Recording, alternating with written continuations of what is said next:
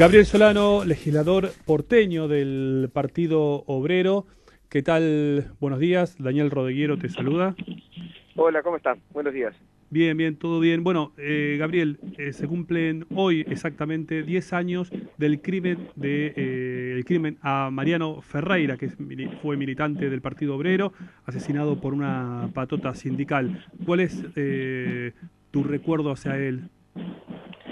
Bueno, estamos justo acá en el barrio de Barracas, en la esquina donde Mariano fue asesinado, en Luján y Pedriel, para hacer un acto en el cual vamos a hacer un homenaje a Mariano, pero también a sacar una conclusión política de fondo. Mariano fue asesinado cuando participaba de una movilización de trabajadores ferroviarios que luchaban contra lo que se llama la tercerización del trabajo. Sí. Es decir, trabajadores que realizando tareas, en este caso de un trabajador ferroviario, sin embargo se los contrataba con muchísimo menos derechos, menos salarios, y en el caso concreto de este hecho, la empresa que contrataba con esta falta de derechos era justamente una empresa cuya propiedad era del propio sindicato de la Unión Ferroviaria, que estaba siendo conducido en ese momento por José Pedraza. Claro. Un dirigente histórico de lo que nosotros llamamos la burocracia sindical argentina. Y bueno, si uno hace un balance, fue un crimen en su momento que conmovió el país, se logró lo que en general no se logra en Argentina, que es que este hecho no quede impune, al menos de los responsables más directos del crimen, porque Pedraza, su segundo, miembros de la patota que lo atacaron a Mariano, e incluso 2 comisarios de la Policía Federal, todos fueron condenados por homicidio, aunque a la vez hay que marcar que los reclamos de fondo que llevó en esa lucha, y en particular este tema de la tercerización que te comentaba, siguen planteados hoy mismo. No es un tema que ha sido erradicado, ni mucho menos, ni del ferrocarril, ni en general de la clase obrera argentina. Claro, eso te iba a En todos los preguntar. casos es un tema que sigue planteado, ¿no? Esa bandera que levantó Mariano Ferreira, hoy pasaron 10 años, pero la situación sigue igual que antes. En relación al tema de la tercerización del trabajo, sí, mira, hoy justo estaba viendo que un sector de trabajadores ferroviarios anunciaba una marcha al Ministerio de Trabajo ahora, justamente con un reclamo similar, para terminar con esta tercerización. Y si uno toma el otro punto crucial, que es la lucha contra la burocracia sindical, tiene que concluir también que es un tema que sigue totalmente pendiente, porque en su momento el gobierno de Kirchner tenía un acuerdo de fondo con esa burocracia sindical, luego el gobierno de Macri también se valió de acuerdos con esa burocracia sindical para aplicar sus planes de ajuste, y ahora uno puede ver cómo el gobierno de Alberto Fernández quiere montar este llamado pacto social, que todo el tiempo cambia de nombre, también para, digamos, aplicar un ajuste contra los trabajadores, pero tiene como punto crucial, como columna vertebral a esta burocracia sindical. Entonces, yo creo que la conclusión de fondo acá es que todos estos gobiernos requieren una especie de estatización de los sindicatos, para lo cual forman estas burocracias, que como estas burocracias pues también se valen de eso, para hacer negociados, Sí. Privilegiarse también por esta usurpación de los sindicatos, defienden sus privilegios a punta de pistola, con patotas, con violencia, con la negación de la democracia sindical, y lo de Mariano ha dejado planteado todas estas banderas, ¿no? Ahora, luego de sucedido el asesinato de Mariano Ferreira, creo que en gran parte, no sé cómo decirlo, ¿no? Pero digamos, Néstor Kirchner tuvo palabras muy sentidas sobre lo ocurrido. Pablo Ferreira fue candidato y fue legislador porteño por el kirchnerismo, como que en su momento el Frente para la Victoria casi que a ustedes les ganó o les copó algo de lo que era el recuerdo de Mariano Ferreira, ¿no? A ver, mira, hoy justo escribí un artículo en Infobae que se llama Mariano Ferreira, Néstor Kirchner, la verdad histórica, Sí. donde trato de poner blanco sobre negro los hechos ocurridos. El kirchnerismo quiso armar un relato, como lo ha armado en muchos escenarios también en este punto. Y ese relato tiene que ver con que ellos nada tuvieron que ver con el asesinato de Mariano, y al revés. Está esta frase que divulgó Cristina Fernández de Kirchner y también Máximo Kirchner, que la bala que mató a Mariano rozó el corazón de Néstor Kirchner. Esto porque Néstor Kirchner falleció una semana después del asesinato de Mariano, el 27 de octubre. Ahora, nosotros queremos ser claros acá. Esto no fue así. Primero porque José Pedraza, el dirigente de la Unión Ferroviaria, era un aliado directo del gobierno kirchnerista. Uno puede ir a un archivo y ver las fotos, ver las declaraciones, y va a ver como unos meses antes del asesinato de Mariano, Cristina Kirchner en persona participaba de un acto en la sede de la Unión Ferroviaria junto con Pedraza, al cual lo elogiaba con palabras tales como es un ejemplo del sindicalismo que construye. Así se lo definía, así definía Cristina Fernández de Kirchner a José Pedraza. El mismo día, para que ustedes vean, el mismo día que matan a Mariano, el 20 de octubre del año 2010, Schiavi, un personaje comprometido en toda la corrupción del esquema ferroviario, estaba participando con José Pedraza en una actividad en el sindicato de Unión Ferroviaria mientras estaban matando a Mariano. Y Pedraza dirigía desde su celular el accionar de la patota como quedó debidamente probado en el juicio. Pasado el asesinato, y esto me importa que decirlo porque no se conoce, pasado el asesinato, los meses inmediatamente posteriores, la política del gobierno kirchnerista fue seguir atacando al Partido Obrero, es decir, a los compañeros de Mariano. Para que no quede como una frase, te doy la prueba más contundente. Sí. El 23 de diciembre del 2010, el gobierno kirchnerista, en voz de su ministra de Seguridad, Nilda Garré, ataca al Partido Obrero por unos hechos que habían pasado en Constitución, que nada tuvo que ver con la fuerza política, e inmediatamente un juez ligado al kirchnerismo ordena la detención de 3 dirigentes ferroviarios del Partido Obrero. Es decir, los compañeros que habían estado con Mariano ese día cuando fue asesinado, 2 meses después, eran encarcelados por un juez de Quilmes muy vinculado al gobierno. Fue, sin embargo, una lucha enorme que se dio, una lucha muy fuerte, lo que logró que todos estos operativos de impunidad fracasen y finalmente Pedraza sea encarcelado a fines de enero del año 2011.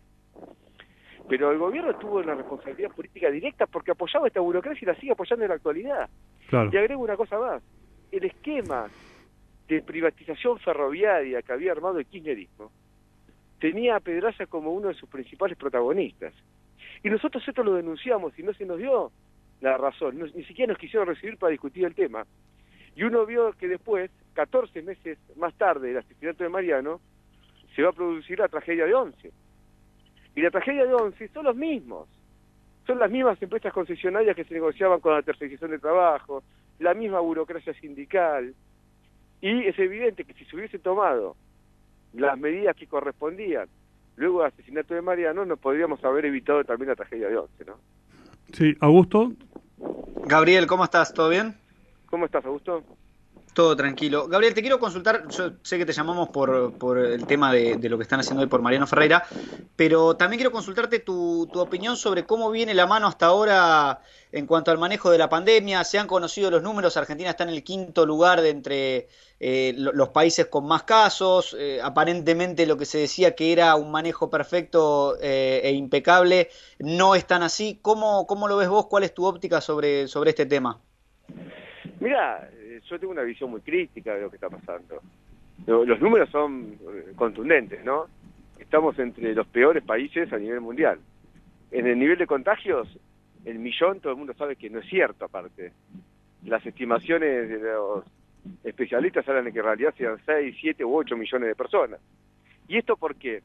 Porque Argentina se ha caracterizado por ser de los países que menos ha testeado. Vos pensás que los expertos a nivel internacional establecen que en realidad la positividad, que vendría a ser lo que surge de dividir la cantidad de testeos hechos por los positivos, no debía superar nunca el 5%. En Argentina está en el 50% y hay días que está en el 60%, incluso más. Cuando se llega a niveles de este tipo, lo que siempre se deduce es que se testea muy poco. Y acá lo que está pasando es eso, no se testea nada, no hay inversión para combatir el virus. Hay que testear, aislar, una política de planificación, y eso no se hace.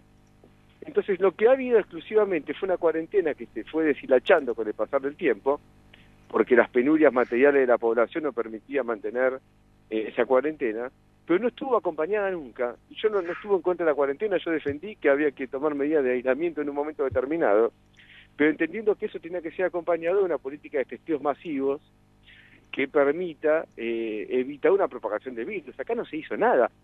El otro día escuché un acto en el cual Néstor Kirchner, me quedé con el tema anterior, Alberto Fernández, creo que fue Rosario, anunció que iba a haber 100.000 test por día, cosa que no está ocurriendo, está viendo 20.000, 25.000, es decir, un cuarto de lo que se anunció. Pero dijo que él estaba sorprendido porque pensaban que el virus iba a quedar, digamos, limitado, restringido a la zona metropolitana y que no se iba a propagar por el interior. ¿Alguno me puede explicar por qué pensó eso? ¿A partir de qué premisas llegaba a esa conclusión? Porque lo que estaba claro es que el virus iba a empezar por la capital y por las zonas más cercanas, el conurbano bonaerense, y luego se iba a ir propagando lentamente al interior, y que ciudades muy importantes, como es por ejemplo Rosario, Santa Fe Capital, Córdoba Capital, el Gran Tucumán, donde hay una gran densidad poblacional, y también barrios populares o villas directamente muy masivas, iba a producir lo que produjo acá la Villa 31, acá la Villa 1114. Era claro que se iba a pasar. ¿Por qué trabajaban con hipótesis contrarias? Aparte uno siempre tiene que trabajar con la peor hipótesis, no con la mejor. Es decir, trabajar con la idea de tomar todas las medidas por las dudas. Y no, si pasa, decir, yo pensé que no iba a pasar. Entonces, se ha cometido errores garrafales en este punto, y hoy lo estamos pagando, ¿no? Gabriel, te hago la última. ¿Cómo ves el escenario electoral para el año que viene? Y falta mucho. Pero no es una respuesta de compromiso, ¿eh? A mí que falta mucho, lo digo por lo siguiente. ¿Con qué dólar llegamos a las elecciones? Sí. Es muy difícil predecir ahora un escenario electoral. Para uno no sabe si hay una maxi devaluación en mes. Y si eso ocurriera, el golpe de gobierno va a ser enorme. Entonces es difícil considerar ahora un escenario electoral, porque la parte dinámica de la situación, la más dinámica, tiene que ver con que hay una crisis económica de características realmente muy agudas, y el gobierno no encuentra ninguna medida que la termine de paliar, al revés. Hasta ahora han fracasado todas las medidas que tomó.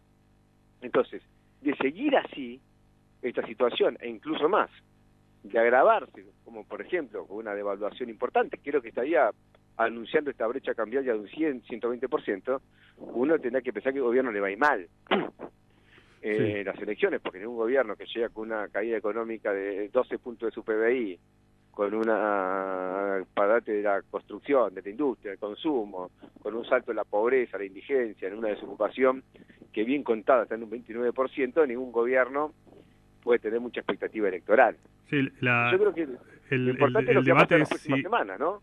El debate es si eso que estás comentando es responsabilidad del gobierno. Guillermo Moreno dice que es responsabilidad del gobierno, otros dicen que no, que es de la pandemia.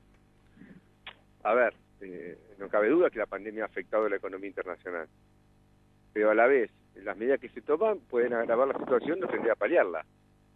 Acá, Argentina es el país que más está cayendo de la economía internacional, de los que más caen, de los que menos caen. Es de los países que menos ha gastado en ayuda social. Ayer leía que incluso Grabois, que es un dirigente del oficialismo, dijo Bolsonaro tuvo más ayuda social que el gobierno de Alberto Fernández. Es decir, que este gobierno ha sido un factor de agravamiento de la crisis, ¿no? Y tenemos, por tanto, fuga de capitales, caída de la moneda, de la producción. Eso habla de un escenario muy crítico, pero en el corto plazo. En el corto plazo. Ya en el largo plazo, digo, estamos en largo plazo acá, las elecciones del año que viene, me parece que es difícil conjeturar si no sabemos si vamos a llegar con qué gabinete. Se está hablando de un cambio de gabinete inmediato, si estas medidas que acaba de anunciar Guzmán ayer, que si querés, en otro momento las podemos charlar mejor. No las comparto las que ayer anunció Guzmán, en ninguna de ellas, pero por ejemplo se le da a los grandes fondos de inversión la posibilidad de fugar guita en dólares, cuando a un trabajador no le permite comprar $200. Esto no va a calmar nada, va a agudizar la fuga de capitales. Si esto fracasa, Guzmán también va a tener que ir. Entonces falta mucho para el proceso electoral cuando un gobierno todavía no puede mostrar ninguna iniciativa que le salga bien. Bien. Bueno, Gabriel, te agradecemos tus minutos con el arranque. Volvemos a hablar en cualquier momento. Bueno, gracias a ustedes. Hasta luego. No, por favor, gracias. Bueno, fue Gabriel Solano, legislador porteño del Partido Obrero. Bueno, Augusto, estamos ya en los últimos